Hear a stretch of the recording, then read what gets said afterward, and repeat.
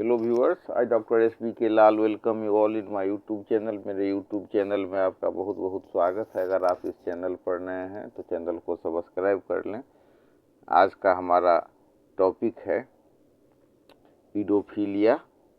तो इसमें हम जानेंगे पीडोफीलिया के बारे में और पीडियोफीलिया जैसे विकृत मानसिकता से जो पीड़ित व्यक्ति हैं उनका क्या होम्योपैथिक इलाज हो सकता है, इसको जानेंगे। आइए सबसे पहले हम जानते हैं कि पीडोफीलिया क्या होता है।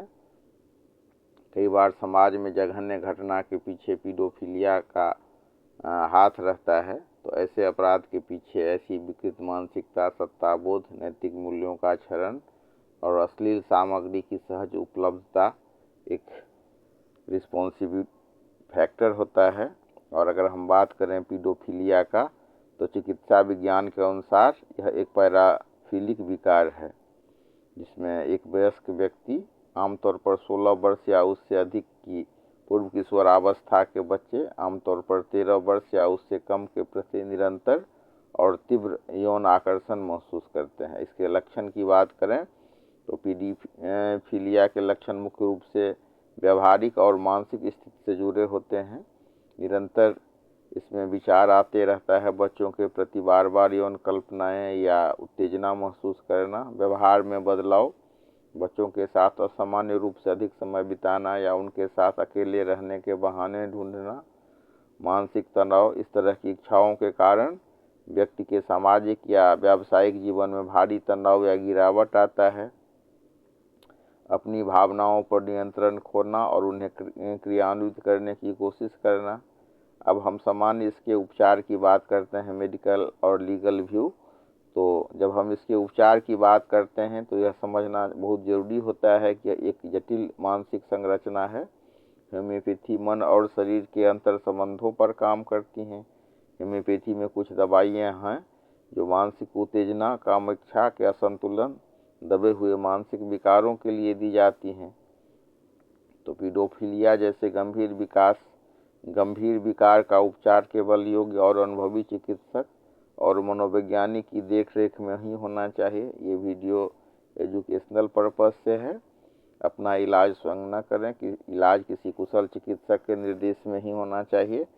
तो होम्योपैथी को कई बार पूरक चिकित्सा के रूप में लिया जाता है और देखा जाता है, जिससे तनाव या चिंता को कम करने में मदद मिलती है। लेकिन कई बार हम देख सकते हैं कि बहुत ही अच्छा कारगर साबित होता है कई बार। तो हम समझते हैं कुछ दवाइयाँ के बारे में जो कैसे मदद कर सकती है। जैसे एक दवाई है बुफोराना।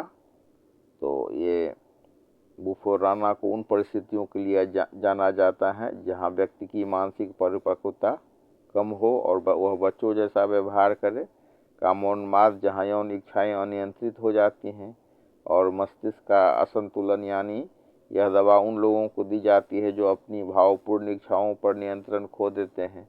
तो बुफेराना जैसी दवा 30 पावर में सुबह शाम दी जाती है। और इसके साथ साथ कालीफॉस जो एक नर्व टॉनिक का कार्य करता है। तो मानसिक थकान, यदि कोई विकार, मानसिक कमजोरी या अवसाद के कारण है तो कालीफॉस बहुत भूमिका निभाता है। साथ ही निगेटिव थिंकिंग के लिए भी ये बहुत अच्छी दवाई है। मस्तिष्क को शांत करने और तंत्रिका तंत्र को पोषण देने का यह कार्य करता है, जिससे व्यक्ति अपनी भावनाओं पर बेहतर नियंत्रण रख सके। तो ये दवाइयाँ मेटेरिया मेडिका में वर्णित है, आप इसको देख सकते हैं। और अगर हम कॉन्स्टिट्यूशनल मेडिसिन की बात करें तो होम्योपैथी में केवल लक्षणों के आधार पर दवा देना पर्याप्त नहीं होता है। व्यक्ति की पूरी मानसिक स्थिति, उसका बचपन, उसका स्वभाव और शारीरिक लक्षणों को देखकर दवा चुनी जाती है।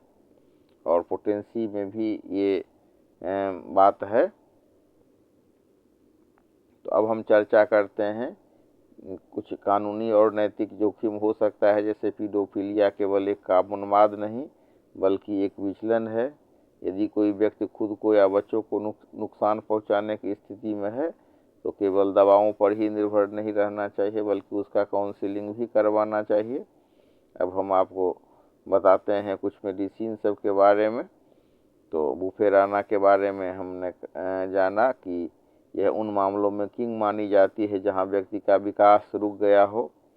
और इसमें अगर हम कामोन्माद की बात करें तो यह इसमें यौन उत्तेजना इतनी तीव्र और पार्श्विक एनिमलिस्टिक होती है कि व्यक्ति सामाजिक मर्यादा भूल जाता है, और ऐसे रोगी अक्सर एकांत ढूंढते रहते हैं ताकि अपनी अस्वस्थ कल्पनाओं को में खो सकें।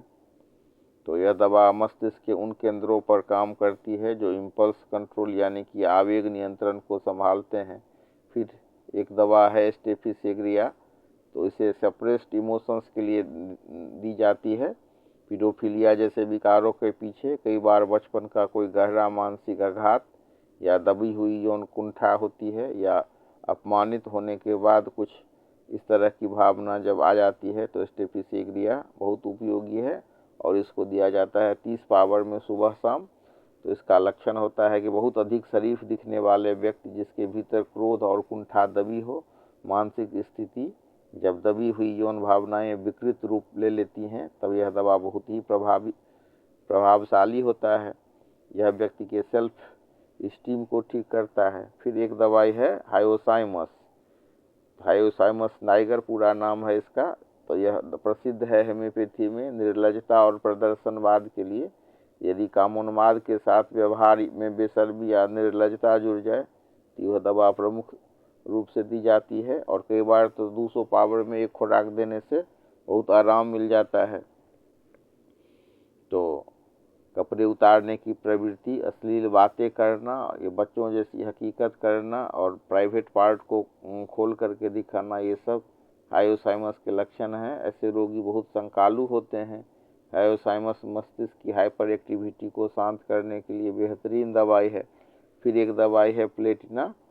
यह दवा उन लोगों के लिए है जो खुद को दूसरे से बहुत श्रेष्ठ समझते हैं और दूसरे को, खासकर बच्चों या कमजोरों को, केवल वस्तु की तरह देखते हैं। इसमें प्लेटिना बहुत